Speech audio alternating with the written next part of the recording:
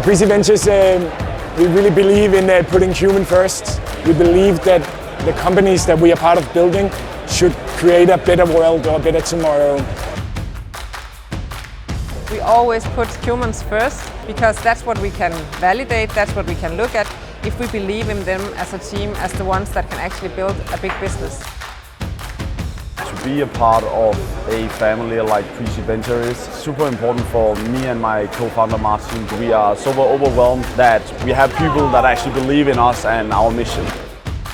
We're here in Denmark, and I feel blessed to be in an ecosystem that allows us, as a deep tech company, to solve these problems by giving us what we needed to go along the way.